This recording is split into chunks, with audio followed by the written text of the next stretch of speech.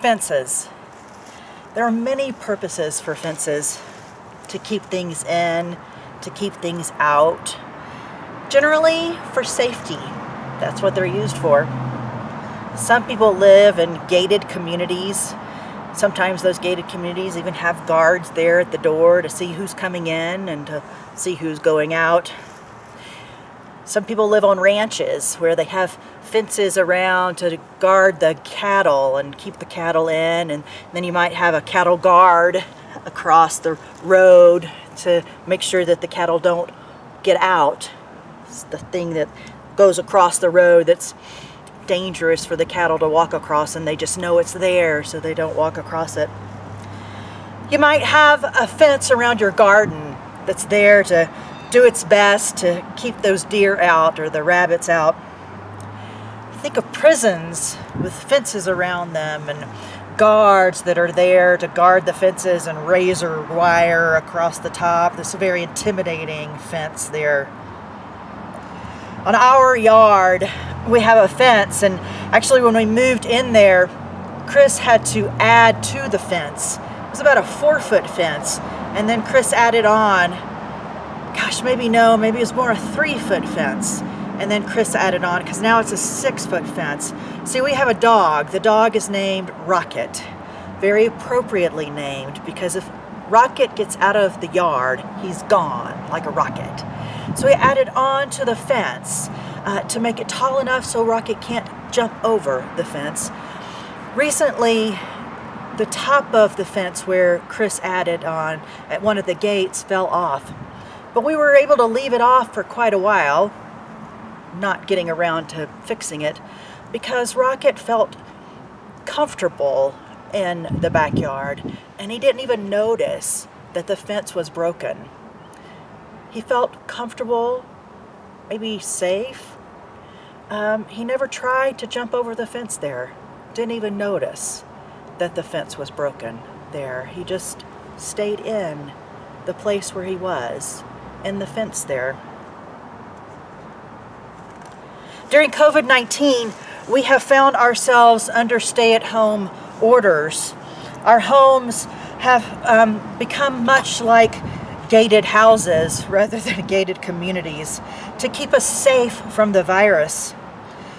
We've often said, be safe, as we've told each other goodbye, whether it's in some kind of gathering that we've had where we've been 6 feet or more apart from each other, or maybe we've seen each other in the grocery store, or on Zoom conversations that we've had. We've said, be safe, goodbye, be safe. Many people, I've seen it on TV, have called it lockdown rather than stay-at-home orders. Lockdown, which really kind of makes me feel like that prison yard with that fence and the razor wire. Lockdown. We don't like to be on lockdown here in our society, in our country. And in fact, we've had riots and revolts in some states, in some cities. I'm quite grateful we haven't had that here in Denver. Riots and revolts, cries to open the economy, cries upon to open our cities. There have even been calls upon the elderly that they should sacrifice their lives in order to open the economy so that their grandchildren would have something to live in, and that their lives are expendable. Our own governor, Governor Polis, has changed the stay-at-home order to safer at home. A phrase that sounds better, I think, safer at home, although we're left to ask, are we safer at home and kind of safe at Walmart? You know, what does that mean? Safer at home. And then at what point do I venture out? That question of I'm safer at home and then kind of safe elsewhere, at what point do I go out? When do I leave the safety of my home where I've been on a stay-at-home order in order to be safe? Do I make myself expendable so that the economy and the country can get started? When is it? that I go kind of safe outside. And, after all, at some point, we all have to learn to live with this virus. Are we ever safe? Fences. Fences. Are we ever safe?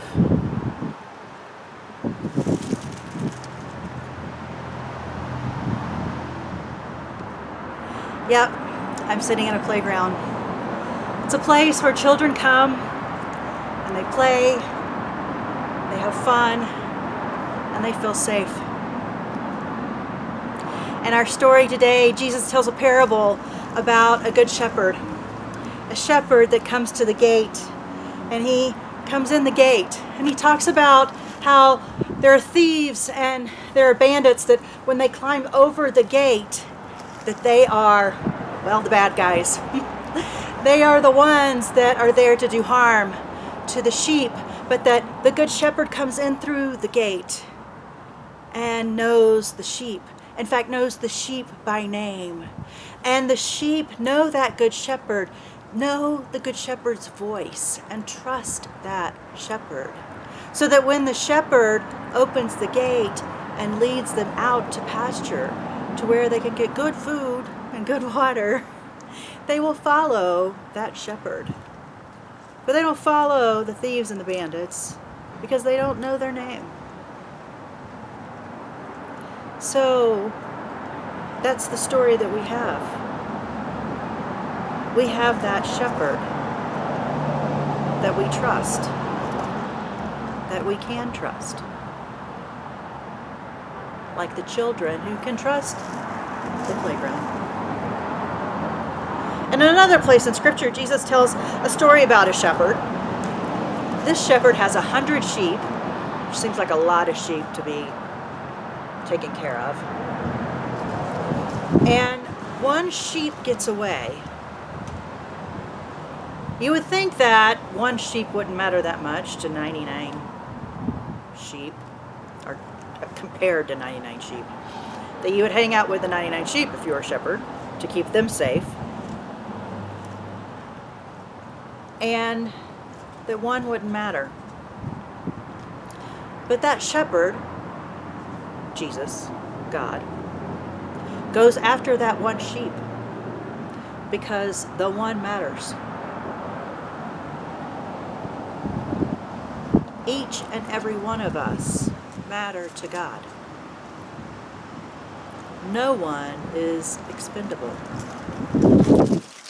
None of us. Not one of us. The safety that we have now, the safety that we have, is that we are loved and cared for by a God that knows us each by name. And that we can come to know that God and that God's voice. Know it and learn it so that we can follow it and drown out all the other voices that sound like thieves and bandits. The voices that will make us sound like we are expendable. And that shepherd will let us know that we, each and every one of us, God's beloved children, are never expendable. The other scripture passage for today is Psalm 23. I'm going to read part of it.